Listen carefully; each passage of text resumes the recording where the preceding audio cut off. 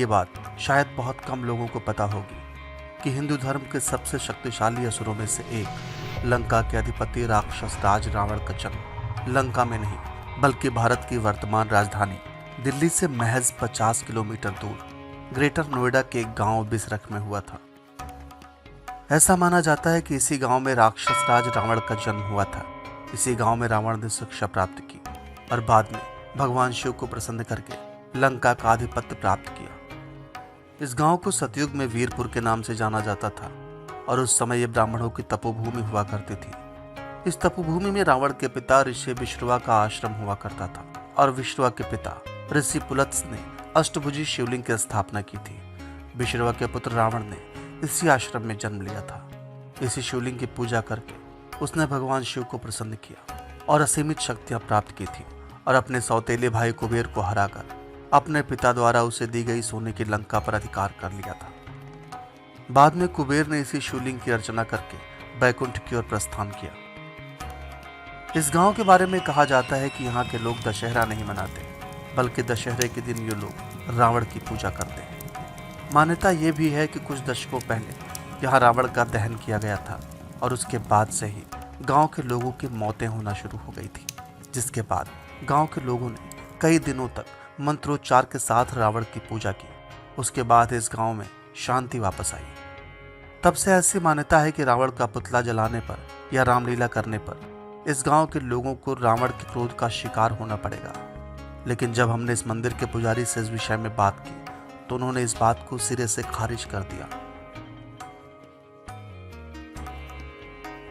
कर्कश से निकला हुआ तीर और आदमी के मुख से निकली हुई जबान यदि कोई गलत फैलाएगा तो फैल जाएगी, मगर ऐसा कुछ नहीं है। सब राम के और शिव के ही उपासक हैं।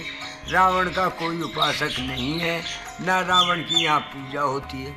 अब एक क्वेश्चन उठता है, आखिर रावण यहाँ दशहरा क्यों नहीं, रावण क्यों नहीं भूखते? जब हमारे पेटों के गुजारे नहीं हुए, एक फसल होती थी, जमीन में पानी का साधन नहीं था और हमारे इतने बड़े एरिया में गाजियाबाद एक रामलीला होती थी, वहीं सब एरिया के सभी लोग जाते थे और 10, 20, 50 गांवों के रामलीला सुनने भी और दशहरा मनाने जब वो रावण फूका जाता था। तो एक बात बताइए, क्या सब जगह रावण का जन्म हुआ था 100-200 रावण में? जो वहाँ दशहरा नहीं मनता था, रावण नहीं फूका जाता था? अरे भैया, किसी के पास में कुछ था ही नहीं। जब हमारे पेट भर जाएगा जब इधर डकार लेंगे हम। जब हमारा पेट ही नहीं भर रहा तो उद्वाद के लिए आए कहाँ से? चारों ओर से सीमेंट की दीवारों से घिरे इस मंदिर के बीच में एक शिवलिंग स्थापित है। ये विश्व का इकलौता अष्टकोणीय शिवलिंग है, लेकिन बीतते हुए समय के साथ ये शिवलिंग अब घिसकर गोल होने लग गया है। ये शिवलिंग करीब 100 साल से भी अधिक पहले इसी स्थान पर खुदाई में मिला था। यह शिवलिंग सतह से 2.5 मीटर की ऊंचाई तक दिखाई देता है और ऐसा माना जाता है कि शिवलिंग की लंबाई 8 मीटर है, जो सतह के नीचे फैली हुई है।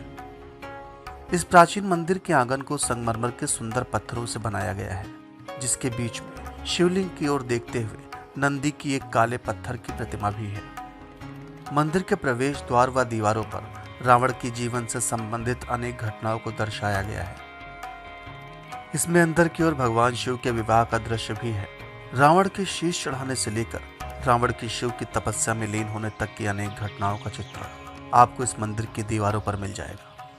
मंदिर के प्रवेश द्वार पर ऊपर की ओर भगवान गणेश व क्रमशः नीचे की ओर शेषनाग और राक्षस द्वारपालों का चित्रण भी किया गया है, जो कि इस मंदिर की सुंदरता को और भी अधिक बढ़ा देता है। विशाल वट वृक्ष के नीचे बने इस मंदिर के बाहर की ओर एक शनिदेव का छोटा सा मंदिर भी है, जिसमें शनिदेव की अनेक प्रतिमाएं स्थित हैं। शहर के शोर शराबे से दूर बिसरख गांव के किनारे बसे इस युगों पुराने मंदिर में एक विशेष प्रकार की शांति है। वट वृक्ष की शीतल छांव में किंवदंतियों से भी पुराने शिवलिंग के आसपास बैठना भी किसी दैवीय अनुभव से कम नहीं होता।